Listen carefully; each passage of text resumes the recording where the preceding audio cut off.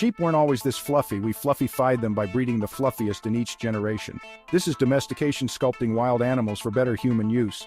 Early man used animals for food, clothing, transportation, and more. Yet only a few animals were domesticated. Why? Let's make a domestication checklist. First up, feedable. A cow turns grass into steaks. A tiger turns steaks into tiger. 10 pounds of grass make a pound of steak, and 10 pounds of steak make a pound of tiger. So carnivores aren't practical to domesticate.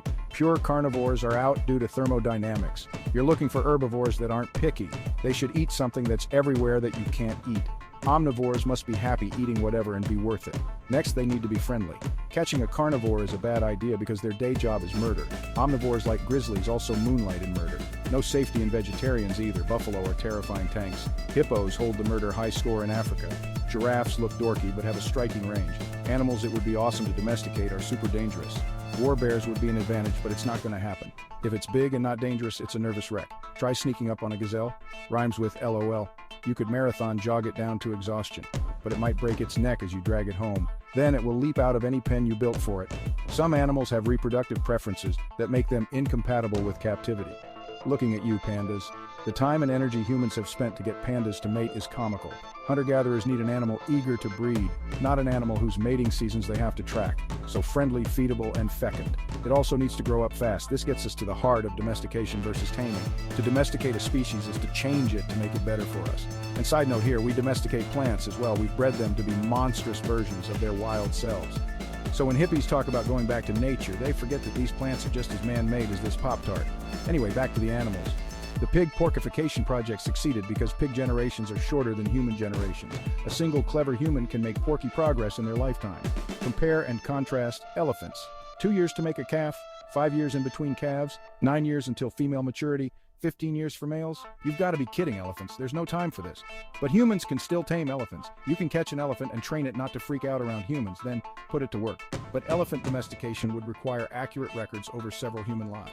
Never mind that keeping 1 or 2 tamed elephants around is incredibly costly, which is why war elephants only happened on occasion in already complex societies. Tame elephants are a luxury, hence this rule of thumb. If it's on farm, it's domesticated. If it's in a circus, it's tamed. Finally, families. Okay, zebra versus horses. Horses are civilization game changers. It's remarkable to think that from thousands BC until the telegraph, a dude on a horse was the best internet available. Horses were domesticated in Eurasia, but humans started in Africa, which has zebra. Why didn't the first humans ride out of Africa on the backs of zebra to conquer the world? Because zebra are bastards. They live to kick and bite dangerous in a pre-penicillin world. And zebra also have a ducking reflex, making them very frustrating to lasso. In addition to being a real pain in the ass animal, zebra lack a family structure. Horse herds hierarchy. You can see it when they travel in a line. The male, top female, her foals, second female, her foals, and so on. Humans, by capturing and taming the lead male, become head horse. Lots of barnyard animals are barnyard animals because they have family values humans exploit. They just grow up with the idea that this human is a funny sort of take-charge cow or whatever. No big deal. Chickens will peck, peck, peck until they've worked out who's top chicken. But you know who's really top chicken? We're top chicken. Dogs and cats. This is what makes them different. Dogs will love you and defend you and hunt with you because you're part of the pack. Dogs live to be useful to us, which in the modern world means falling over to play dead. But they love it. Bang! Good girl, good girl. Whereas a cat is a tiny tiger that lives in your house. Okay, back to these guys. For zebra, there's no such thing as society. They hang out in groups because it's a good survival strategy, but they don't really care. Catch a zebra and his family won't follow. Try to ride him and you'll be lucky to keep your fingers. Zebra look like horses on the outside, but not on the inside. So that's the checklist: friendly, feedable, fecund, family friendly. It's not a long checklist, but for hunter-gatherers, any animal they wanted to domesticate needed everything, which is why in early human history only a baker's dozen of big animals were domesticated the world over. This video has been brought to you by Audible.com, and if you like checklists as much as I do, I'm going to recommend to you the book The Checklist Manifesto by Atul Gawande.